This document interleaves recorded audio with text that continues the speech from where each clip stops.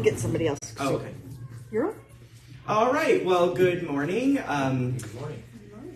So if you're online, if you want to go to unityofspringfield.org/deconstruct, you can get the PDF of the workbook that we're using this morning. We're talking about deconstruction. This is the deconstruction series. And does anybody know what the term deconstruction is or where it comes from? Change your thinking, change your mind. Change your thinking. I mean, that's very close. So the Oxford Dictionary defines deconstruction as to analyze a text or linguistic concept or system by deconstruction, typically in order to expose its hidden internal assumptions and contradictions and subvert its apparent significance or unity. And so what deconstruction does is it helps us understand the core of why we believe certain things or why certain things have been passed down to us throughout history. Would you mind getting John one of the booklets? Thank you. It is about changing our thinking patterns or changing. I am not going to be able to do that because I turned it up. Okay. Changing the way that we think about life or about our circumstances, but it is also primarily, from a traditional perspective, it was a literary thing. So ideas were spread through text, and so the deconstruction movement is about analyzing text and the source for why we pass on certain knowledge in certain ways. And so why would deconstruction be relevant to our community as a New Thought community? Does anybody? Yeah.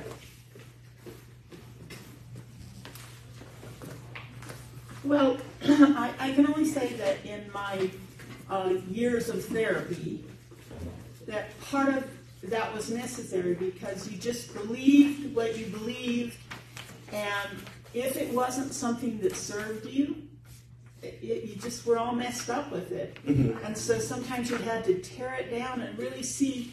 There was a book that I did, Born to Win, and I had to look at it and go, and it was said, what would your mom have done? What would your dad have done? How would they have responded? And then, which one did you choose? And before that, I didn't think I chose it. I just thought that was the way it was. And once I saw I chose it, I literally changed the way I reacted to time. Interesting. And time changed. Yeah. I've worked my entire career in healthcare, and one of the things that we would do is when there was some kind of an untoward event that would occur, we'd do something called factor analysis. And there's kind of some parallels between deconstructing and factor analysis.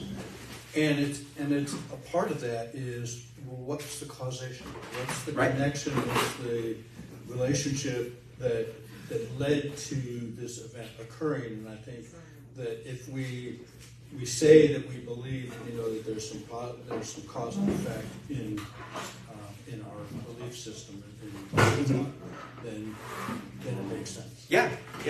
Well, and there's I'm going to talk a little bit about them later, but there's a book called The Science of It's the Science of Memes. Virus of the Mind, the Science of Meme. And in that book, he talks a little bit about how, he would say the experience itself was as a result of these thinking patterns that were passed down in terms of what you're talking about and bridging, the concept or the thought pattern with, the original source. So I came up with 4 reasons on why this would be a relevant topic for us as a New Thought community. First of all, Unity is a deconstructing movement. Questioning foundational understanding of various topics. And we'll talk about that in week 3 because we're going to talk about deconstructing within the New Thought movement.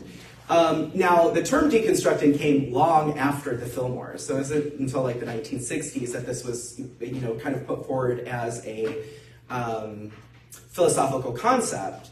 But it is still, unity, and much of what Charles and Myrtle Fillmore did in the unity movement is consistent with this deconstructing concept. Deconstructing is also a common modern term. It is something that the kids are talking about. It is a part of the social conversation. And we are new thought, and we can reframe our thoughts in our own mind when we recognize where our ideas come from. And this also allows us to release personal biases. Deconstructing allows us to expand our awareness of our world, of the world around us. So we'll talk a little bit about classical deconstructions and where it came from. So it's a concept in philosophy, and it originated in, it was first talked about in a book in 1967 of grammatology, and it was Jacques Derrida. I don't know if I pronounced his name right, but yeah, that's who kind of put this idea forward. Oop, I went too far. And the purpose is to explore the interplay between language and the construct of meaning. And we'll talk a little bit more about that. I know that maybe, we'll discuss that a little bit further. And then it's an intermediate process. So deconstruction does not attempt to prove a fundamental truth, but rather it represents an ongoing process of questioning. And so this is one drawback to the idea or concept of deconstruction, is because it doesn't reconstruct. It doesn't allow us to create a new pattern, which I think for us in New Thought, that part is important. Just like learning how to deconstruct something, for us in New Thought, like, we are also a reconstruction movement where we put forward new ideas and concepts. We're not just trying to, and I think that there's an ebb and flow to the process, even within New Thought. I mean, New Thought has changed over the past 100 years significantly, particularly in terms of, some of the ideas with New Thought originally were very Victorian. They were very conservative. Well, not very. I mean, I would say that Charles Fillmore in particular was very conservative when it came to things like sex and sexuality. Like, he believed that sex was only for procreation. And, so, concepts and ideas like that, we've sort of evolved on those issues. I have a physical therapist that just recently told me it was really good for your health.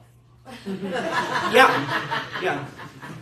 Well, that's good to know. I'm going to live forever. And so we'll talk a little bit about the process of deconstruction from the more classical understanding of the philosophical concept. Logocentrism is the illusion that meaning of a word has its origin in the structure of reality, and at the same time makes that truth part of that structure seem directly present to the mind. Sorry, it's reading today for some reason, but does anybody want to elaborate on that, or kind of think about it? The illusion that meaning of a word has its origin in the structure of reality, and at the same time makes that truth part of that structure seem directly present to the mind. I have examples of this, but does anybody kind of know what that is? Example first. Okay, I'll give you an example first. Well, let's look at difference first. And difference is intentionally spelled wrong, like he intentionally spelled it wrong to create a distinction related to this philosophical concept. So, exploration on how Western philosophy tends to privilege one thing over another in a binary either-or paradigm. Meaning can be regarded as fixed or static, but is constantly evolving.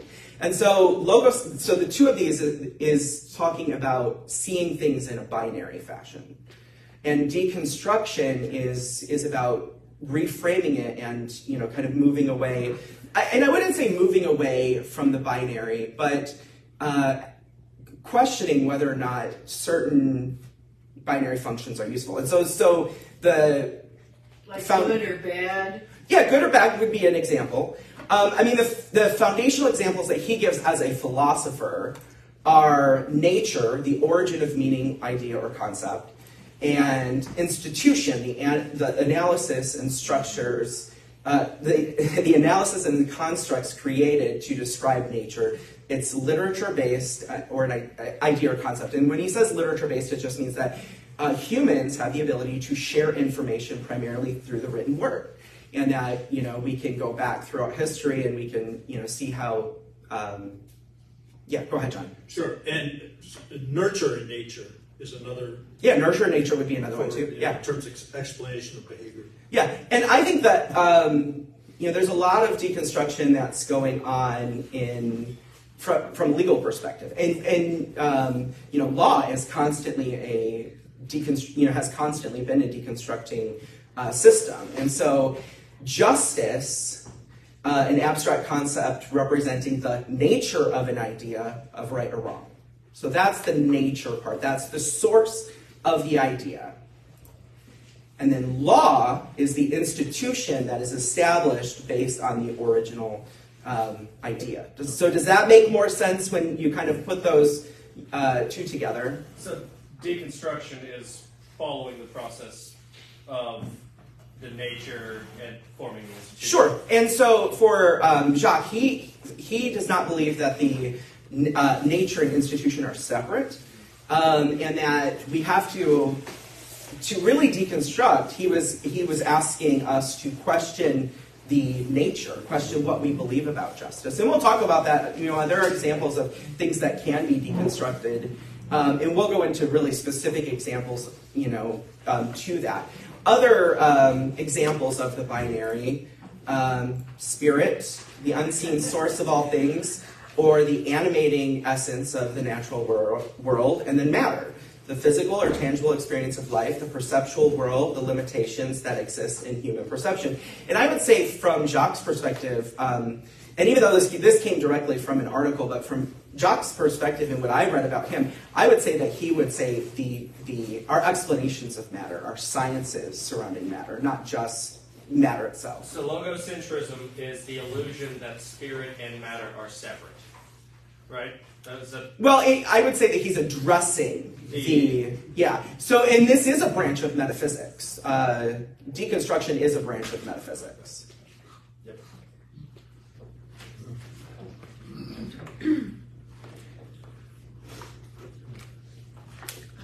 So I'm just trying to see if this is what you're talking about. Okay, an example. So black people were not educated because they said black people, they were not smart enough to be educated. And so that would be built into the system, and nobody questioned it. That's a and then if you're uneducated, you behave in ways that... Right. That's an example of what you're talking about. Yeah, so the idea would be the reason for the lack of education. So that would be a binary that would fit into this model. And like women couldn't vote because we were property. Women couldn't vote for years because we were property of men. Yeah. Yeah, and I would say that specifically fits into the justice law model, as well as feminism is in feminist studies is a part of the deconstruction movement as well. So.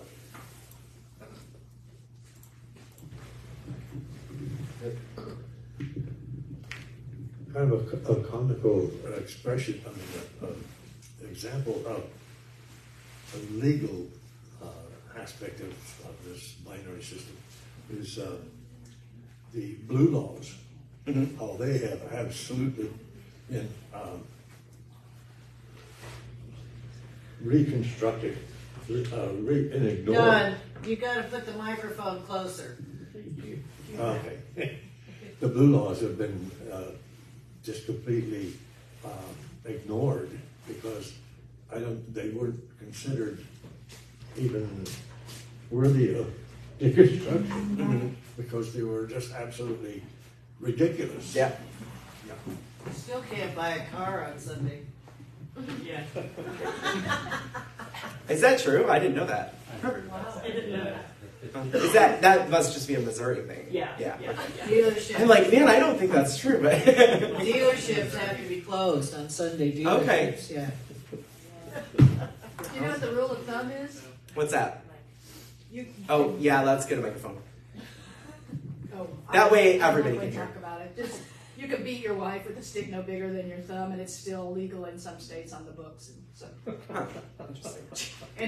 Yeah, the microphone is really just so that the people who are watching online oh, can. I thought it didn't start till 9:30. Okay. Oh, 9:15, yeah. So, I'm sorry. And, No, that's okay. And do we know where this thumbs up came from? No, This I'd like is to a know. symbol of She's doing a this. hard penis. Really? Yes. Really? It's like, yes, it's give them the thumbs up means good job, man. Huh? I would love to hear the origins of that. Can we have booklets? Can we get booklets? I think that we have more people here than what I handed out originally. James, while you're doing that, I wanted to throw out a lot of what you're talking about. Brandy took them. Okay. A lot of what you're talking about is very similar to, I don't know if you're familiar with Kabbalion. I think that's how you say it. Kabbalion? Oh, yeah. With Mitch Mhm. Horowitz, I think is how you pronounce it. If you've not found it, it's an incredible YouTube channel, but this whole deconstruction thing blew my mind so much I was watching it till 5 a.m. It's hard for me to say because I don't do good putting words together, but just how we are in so many limitations and just poof, blowing your head off limitations. For me, a lot of you all are more advanced with deconstruction than I am. I have such a hard time still because of being in dogma my whole life. But I'm trying really hard to just catch those judgments that I've been taught of the mindset, you know? And those mindsets that you have to break down, that's a lifetime job. Like saying, especially if, I know you were blessed to be raised in a multi-religious, belief system. It's still a lifetime job. Well, that's true. I'm not saying that's not true, but as far as spirituality is concerned and spirit in general, it just amazes me. Thinking last night on her because I know I'm rambling, that how limited us as humans don't even know our capacity and don't even know. Of course, we all know we're all connected. The earth is one and it breathes life into us and it's all together. But this guy is great, so if you have a chance, check him out because I still haven't even gotten a quarter way through his stuff. Nice. I actually taught on the Kabbalion last year. No, 2 years ago because that was a video because of COVID. And I actually want to comment to that about, my own personal experience. And I think we're going to cover that more next week because that's when we're going to go into deconstructing religion. But I just want to, I have a personal experience with that where, I've spent, let's see, since 2005 I've been deconstructing my own, experience with religion. And in 2020, we had a lot of stresses going on in 2020, right? And one day, my husband came home, and he opened up the door, and there was just a swarm of flies, and they just followed him right in. And it was the most bizarre thing, but it triggered in me this fear of, tribulation and the apocalypse. And, I mean, it was really awful. And I'm trying to be practical, and I'm using the vacuum to get all of these flies out of our house, but then I'm also in just this state of panic, and I had to and I've been untangling these things for years, and it was still a pattern that came up, and that's related to trauma inside of me, and I think that's I'm grateful for at the time 15 years of therapy that has helped me untangle those things. And actually, what therapy did was give me the resources that I needed to be able to deal with those things, because being a part of a church community in many ways has been triggering for me as well, because I kind of put that aside and was that part of my life is over. And then joining Unity and being a part of this type of a community, I've had wonderful experience. I told somebody one time that thank you, that was really triggering, because I need to know where my buttons are. I mean, I don't know about you, but without those flies, I would not have been able to detangle that. And I believe that was Spirit helping. He's ready to do this one. And I was able to do that. I mean, again, we're going to talk way more about that next week, but that is just an example based off of what Kat was saying and a personal experience of that. So, and I think that knowing. Understanding deconstruction and understanding how to reframe something was certainly helpful in that type of experience. Even though, deconstruction, I kind of want to go back to a previous slide. I'm going to get to all the slides. There we go. I want to go back to this slide because we've had some people show up, and I do want to reinforce that this is an intermediate process. It is not, it is not a final process. So deconstruction does not attempt to prove any fundamental truth, but rather it represents an ongoing process of questioning. And again, we're talking about the classical philosophical deconstruction. So we'll get into more modern understanding of deconstruction in a bit. And we were going through examples of the binary. We went justice and law, spirit and matter.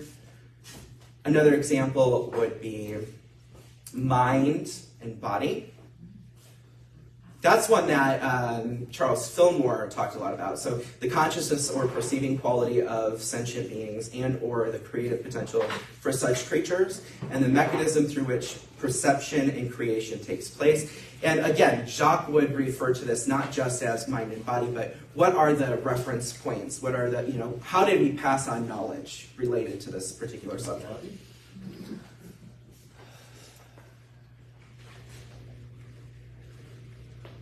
Okay, and so the purpose of deconstruction is an analysis of the interplay between the binary and the understanding that the two are intrinsically connected. Recognizing this interplay allows us to question the efficacy of the source being the nature of an idea. And I want to talk briefly about Virus of the Mind. This is a more contemporary book. Has anybody read this book, Virus of the Mind, The New Science of Meaning? Yeah, it's a great book. And so it is the study of memetics, and it's very relevant to deconstructions. Brody attempts to go beyond traditional sciences to describe how memes can be likened to the DNA holding together human society. A meme is a unit of information in a mind whose existence influences events such that more copies of itself are created in other minds. Does everybody know what a meme is? I thought it was one of those things on Facebook. Oh, yeah. She said she thought it was one of those things on Facebook, which is true. But in the science of memetics, it is a thought that has been transferred from individual to individual. I mean, yeah, it is absolutely, like, I post a lot of memes for Unity of Springfield, and my goal is always for them to go viral. And that's why he calls it Virus of the Mind. But it can be any idea. It can be a philosophical concept. It could be a religious idea. It's just a pattern that spreads like a virus. And yeah, go ahead. I just lost the word. Paradigm. Is that the same concept as meme? Is paradigm? Because your paradigm is where you're coming from. That's true. Yeah, I would say meme is the thought form that can be spread from person to person. And incorporated into your paradigm by choice. Okay. Wait, I get it. So this morning, I think I had an example of this in my life, but I don't know if I'm right. So this friend of mine has been calling me, and we read the devotions together for probably 10 years, every morning about 7 o'clock. Well, lately, the times have been varying because of age and things like that. And this morning, the friend called, and he was very frustrated, although I didn't really pick up on that very well. And I got frustrated because he was frustrated. And the call didn't end very well, and so I had to walk away and sit down and journal for a minute, and then I realized, oh, son of a gun, So I called him back, and I apologized for being frustrated. Mm-hmm.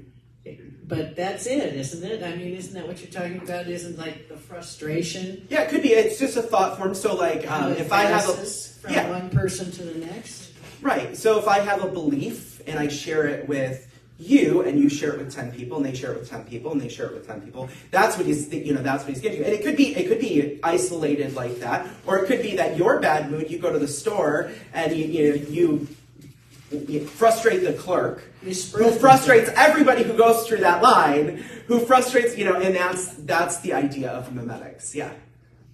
Go ahead.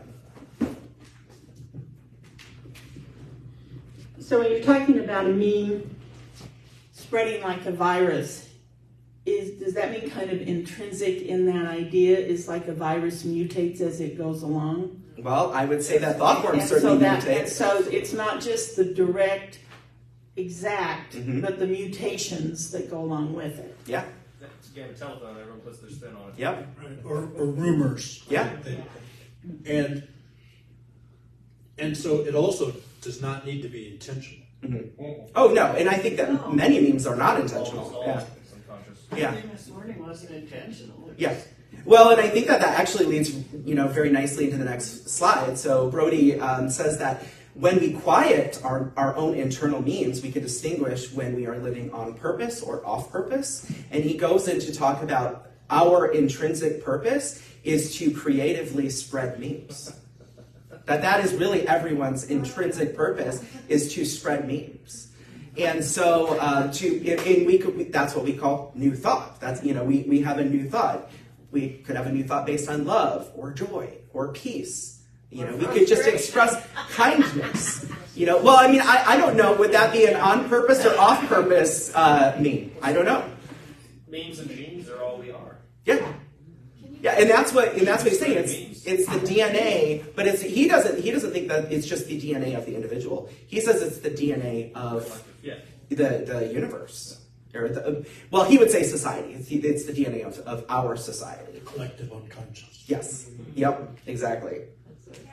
I went to this talk yesterday on karma, and it's just like all kinds. That's why, because all this karma, and the guy said that our minds just have a deep need to just explain. Yep. Explain something. Yeah. Yeah, and I think for me, so like I personally, so there's that verse in the Bible that, and this is way off deconstruction, but it's still relevant. It talks about the fruit of the Spirit: love, joy, peace, patience, kindness, goodness, gentleness, faithfulness, and self-control. And one of the reasons why I started questioning my religious tradition was because for most of the people that were a part of it, it wasn't producing those things. I'm like, this can't be of Spirit. Because it's not, I don't see the evidence. And Jesus clearly said, you'll know them by their fruit. Good trees produce bad fruit, and bad trees produce good fruit. And I was able to use those as a foundational point for me to deconstruct my religion. And so for me, when I am doing the work, which I'm not always doing, but when I'm doing the work, which I'm doing more, as I move forward. But when I'm doing the work, I look at the idea and say, okay, is this loving? Is this joyful? Is it peaceful? Is it kind? Is it patient? I go through those, and that really helps me. I wouldn't necessarily call that deconstruction, but that helps me know, okay, is this idea worth sharing? Is it an idea worth spreading? Does it create justice in the world? Is it, those types of things.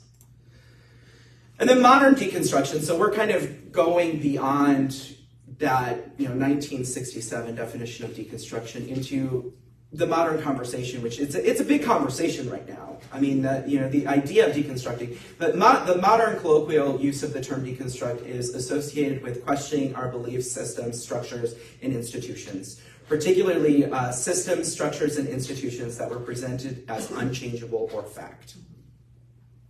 And I mean, that's really, it's a huge movement going on. And my reason why is it important for us to talk about this, to have this discussion, is because this is what the kids are talking about. Go ahead.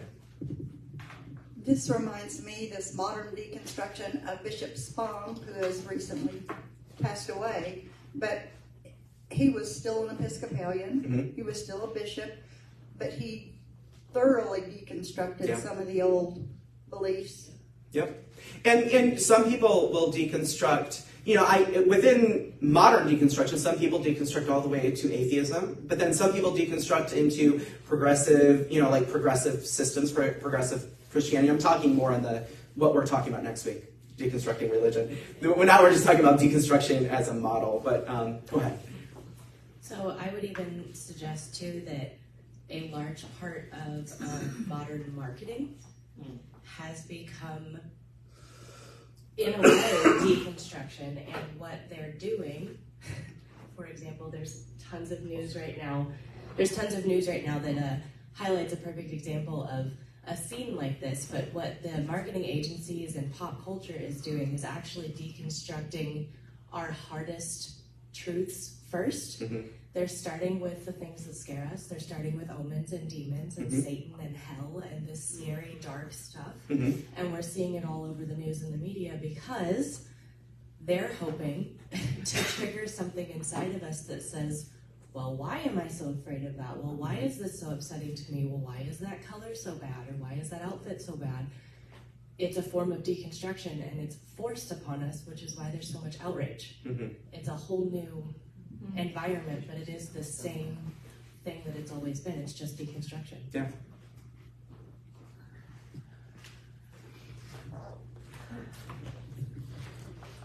So in a teaching class in this and studying deconstruction, isn't there kind of an inherent difficulty in the fact that the very language, the very ideas that we use to deconstruct have to come from somewhere? And you know, it's kind of like I see people that will defend to the death something that the Bible's not true by using the Bible. Or you understand how do they talk about that? Being able to discern within yourself whether how you're deconstructing isn't just adding it's just, do you understand what I'm saying? Yeah. And so I think that is why, at least for Jacques, he talks about this as an intermediate process. It's not it's not something that is an end in and of itself, because if you can't just constantly be deconstructing, you would just be in this constant state of vacuum. Chaos. Chaos. Thank you. It would be chaotic. But I think that it's important, and I want to go into some of the topics that we can deconstruct. But yeah, I mean that's the point of it, is that this is not the end, and that for Unity, there was definitely a deconstructing part of the Fillmore's experience, but they reconstructed, and they reconstructed in a very specific way, and we're going to talk about that in week 3, but. But yeah, so we'll talk about the topics of deconstruction, like where people are deconstructing. So, law, criminal justice is an excellent example, and if you go to the website, it's on the booklet that I gave you on every page at the bottom. But it's www.unitofspringfield.org/deconstruct. There's this video of a comparison between United States prison system and the Norwegian prison system. There's a video. It is a phenomenal video because it forces us to question, wait, is our system and method useful? Because we focus on punishment, where they focus on rehabilitation and helping people. Their goal is to make the prison seem as close to their regular life as possible. That's their goal. I highly recommend going and watching the video. It's the last video on that page. It's a very good video. But that would be deconstructing within law. With that, that's an example with the criminal justice system. James, go ahead. Do you know if that political system is their government runs it, or is like ours is now privately run, right? Yeah. So they have a socialized prison system. Yeah. Big difference. Big difference. Yep. Political theory, and so I try to create the most neutral examples of political theory, since we are at these can be the most triggering, but it could be a republic versus a monarchy. So we are a republic because we don't have a monarchy. We're democracy because we vote on representatives, or we can vote on specific things in the state of Missouri. So that's an example of deconstruction within political movements. This one's coming up a lot, historiography, in the conversations that we're having about school systems. And do we have fact-based history, or do we have myth-based history that promotes a specific idea? And that's a big conversation that we're having right now. Let's see, other areas we can deconstruct. Gay and lesbian studies. Like with psychotherapy, affirming or conforming. So affirming psychotherapy for LGBTQI people would be affirming their existence. Conforming would be an attempt to change them. And thankfully, a lot of professionals within this field have said, okay, wait, let's pump the brakes on this, and instead of forcing conformity, they're beginning to affirm it, and there's been wonderful outcomes as a result. John, do you have something to say about that? No? Okay. Let's see. Gender studies. And so this would include feminism, women's rights, gender identity, and gender roles. I actually had an interesting conversation about this yesterday, and we were talking about like Drag Queen Story Hour. And it was somebody that goes to this church, and they were like, oh yeah, but kids shouldn't be around that. I'm like, but it's children's books that they're reading. And, they're like, yeah, but it's, it's men in dresses. And I'm like, wait, so like, how is that adult, right? How would that be considered adult? And we just started deconstructing that the idea of a dress is female. It's a social construct. In fact, if you go back, 500 years, a lot of what the men were wearing, we would consider women's garments now. It's just a social construct, And so that's some of the conversation that we have when it comes to gender studies, gender identity. But women's rights, that women are equal to men, that would be a deconstruction as well. Go ahead. When I was in high school, we weren't allowed to wear pants yet. Yeah. And the year after I graduated in '69, the year after that, the girls could wear pants to school. Oh, nice. And I grew up in Michigan, where it's freaking cold. The only snow day I ever had was 3 feet of snow. So, yeah, it's about time. It is, yeah. And keep moving in that direction. So I think part of, when you go into a particular area, I know that the response for some people, if you're going into an area like to teach children or to bring into a child's awareness the different genders, there are people that automatically equate that with, you don't teach a 5-year-old about sex. Yes. Yeah. And do you see what I'm saying? You need to deconstruct that idea that talking about gender is just about sex.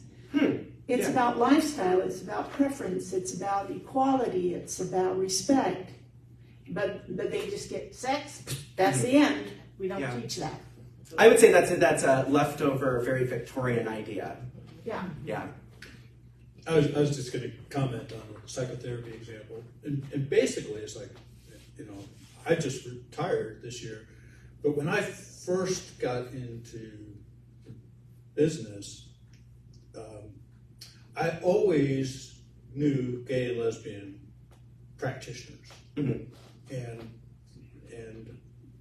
it's throughout the system. So, and I think that is one of the things that really made a difference that in the 70s, that there was just there was an interest by the gay lesbian folks that just, and then they put their imprint into the system, which had moved it, I think, more quickly than some other systems. Let me think about that for a second. I think at that time, it makes sense that that gay people in particular would be drawn to that field because of McCarthyism, because of how they were being identified, and it would make. I know I questioned my own sanity and whether or not this was right, and went through 5 years of conversion therapy. But what that did is it made me continue to reach. And I guess if you're being told by your society something is innately wrong with you, you'd be continuing to reach. So I'm wondering if the influx of gay people gay and lesbian people within that field was possibly a result of that desire to continually reach and understand their own psychology. Yeah. And I mean, that's the theory, but it just makes sense to me. Yeah. Okay. And let's see.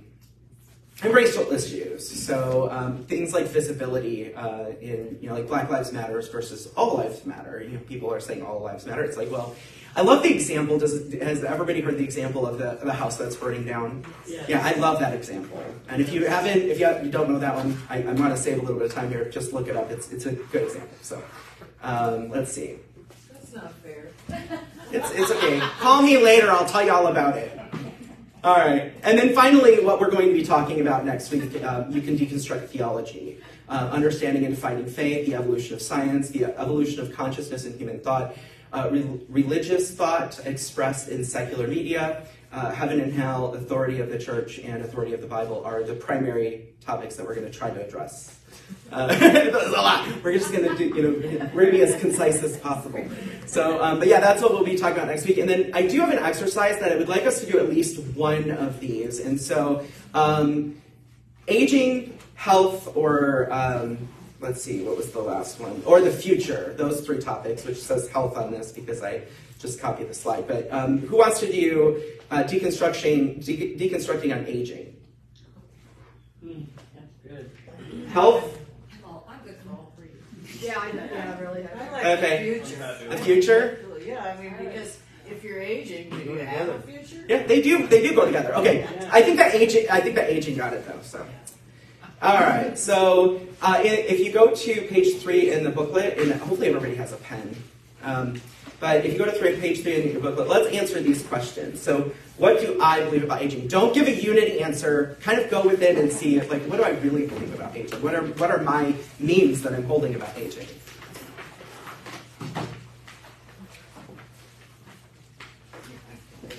I'm still being young and feisty. And my energy.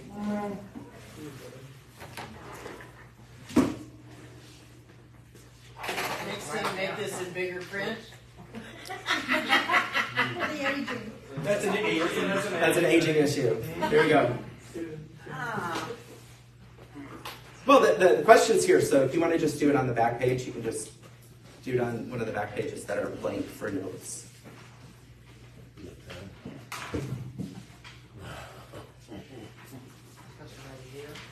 Okay, in just one sentence, you don't have to write a paper. Do we have any ideas? Does somebody want to just tell a core belief about aging that maybe they're holding? It doesn't have to be negative. It's just Don't let the good die young. Okay, don't let the good die young. Yeah. That would definitely be a meme too. Yeah, for sure. People are growing up older. People generally grow older. People grow older than they used to. They live longer. Absolutely. Yeah, that's actually a good meme. Let's spread that one. Yeah. I have a good, healthy, positive thoughts about aging because I am there. Good. Yeah.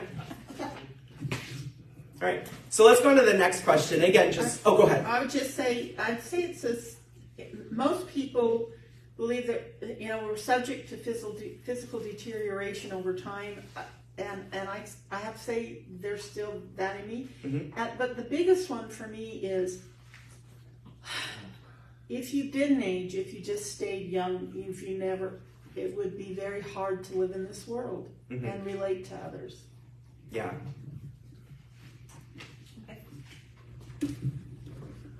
It's an unnecessary cultural anomaly. Okay, that's a very new thought way of looking at it. Yeah. Okay. Yeah, I know Charles Fillmore was very, very, very clear that we do not have to die. And when Myrtle Fillmore died, he dug his heels into that belief system, and then he died. So I mean, Yeah, he died. So, all right. So the next question, and let's do the next two questions together. So, what did my mother believe about aging? What did my father believe about aging? Now we're getting into more of the memes. My father said, 70's the limit. That was his idea. Oh, yeah, that's a strong meme. I don't know what my parents believed. They didn't really talk about it. Okay. Yeah. They didn't have any. So I listen to people, in this congregation, and I know that there are a lot of very strong beliefs about memes that are unconscious because I hear it come out of people's mouths.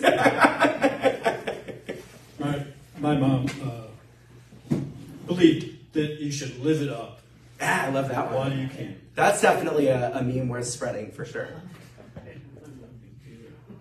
Just one in my family, you know, the women in my family are tough old birds and they live a long time, not always in the best health, and the men don't. And, you know, I have 7 sisters that are all alive. I have 3 brothers, 2 of them have passed. You cannot believe how many of the males in our family go.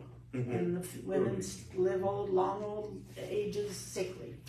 Yeah, I wonder if that meme had an influence on the trajectory of the family. Yeah. Okay, the next. Oh, go ahead. A little bit of a, one of the very popular ones that's spread in just casual conversation that I run into a lot is, don't get old.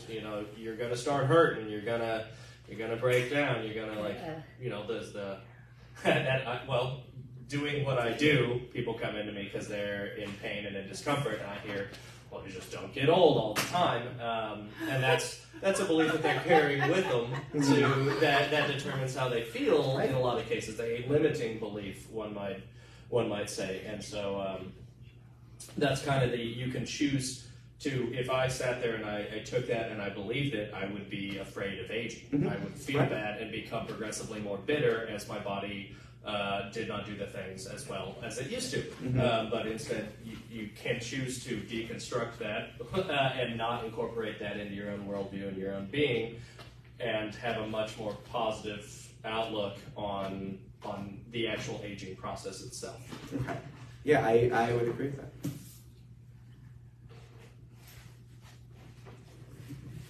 So my mom would say things like, it's a number and it's unlisted, and she's 29 and holding and stuff. And so I'm thinking, that was like really on the precipice of trying to change. So kind of like it speaks to both sides too, that she had a problem with age, but she was like kind of disregarding that a little bit and resisting it. Kind of, and the whole reason I said the thing about age is because what I feel, and I don't know how to put it, I don't understand memes quite enough. I don't know how to succinctly put this in just a sentence, but the whole mindset of, if we're talking and focusing about age, to me that translates into the whole metaphysical realm of time and third dimension, taking it out of a higher energetic, broad existence of just approach and outlook to life in general. And my family, I feel like some of what we experience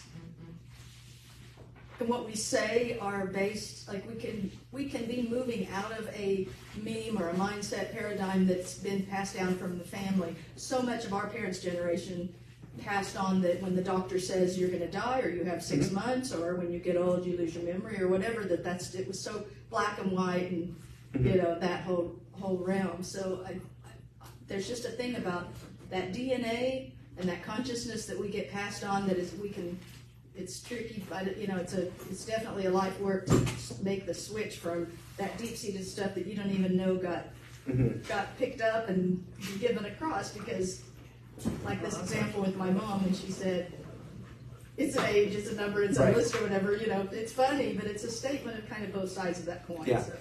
And on that topic, so when I used to work doing initiative referendum recall petitions, and we did a lot in Texas.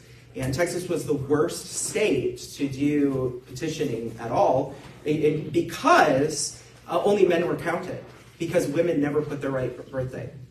So only men were ever counted on petitions.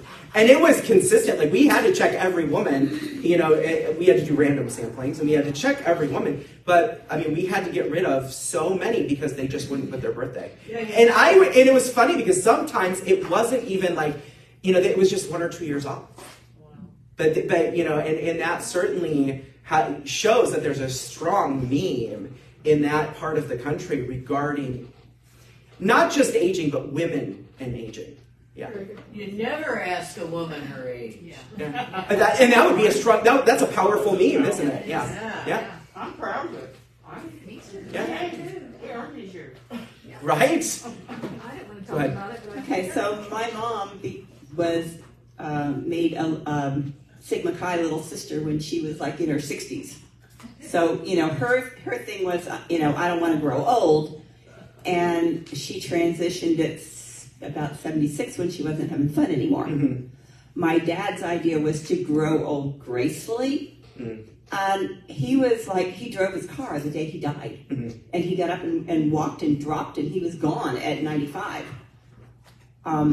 I recently was reading Greg Braden's work, and there's a guy documented that lived to be 254 or 256 or something in China. Mm-hmm. He joined the army at 90 and was in the army for 25 years. Oh, wow. So according to Greg, the monks don't count their age. Mm-hmm. They have to go back. If you ask them their age, they have to think about when they were born and calculate, because they don't think about age. Yeah. And so they don't age, and they live to 120. Yeah, and that's definitely not a meme that is a part of our cultural conversation. It's a mindset. Right.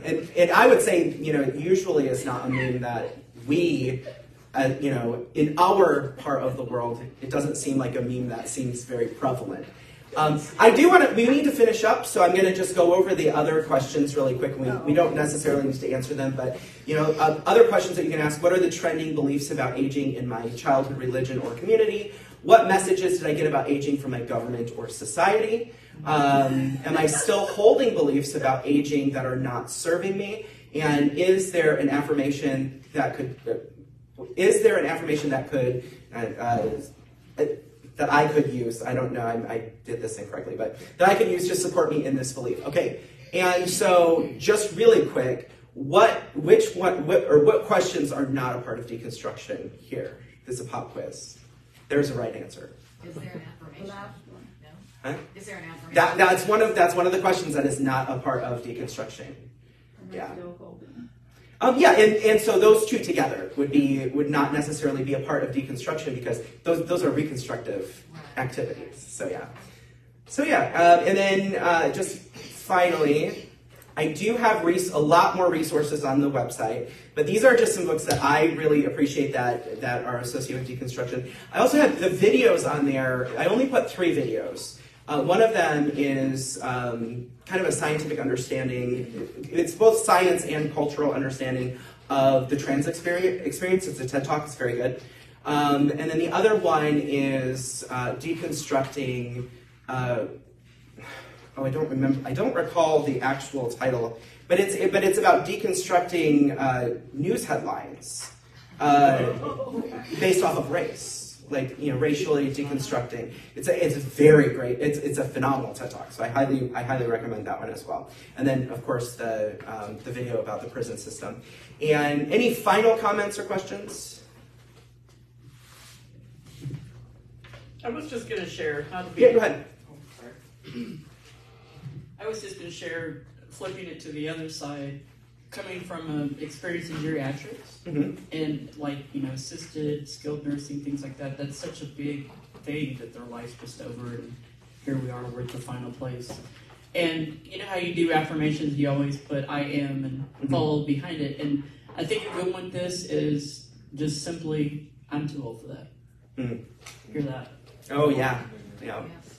That's a strong meme that you hear a lot. So, so do we have announcements? Does somebody want to? Yeah, would you read the announcements? Thank you.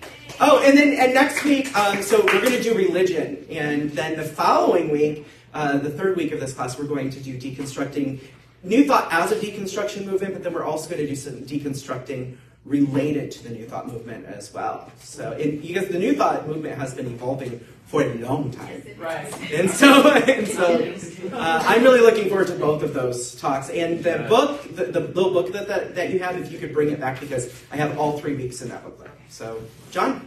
All right. So for the announcements, the New Thought World Religion class 9:15 for the rest of February will be taught by James Master on the topic of deconstruction, and the next week is Hell No, Deconstructing Religion. Okay. Also on February 19th, Reverend Chaz Wesley will be our guest speaker. Save the date. New member orientation is scheduled for March 26th, and the new member ceremony will be held April 2nd. After the service, Julie Thompson will be in the foyer collecting donations for the community cupboard. We appreciate your support of this important community ministry. And also I'd like to add, if anyone, any more people have ideas that they would like to do spirit groups, please contact me and or Brandy, and she'll make sure that you get a hold of me. Thank you. Thank you.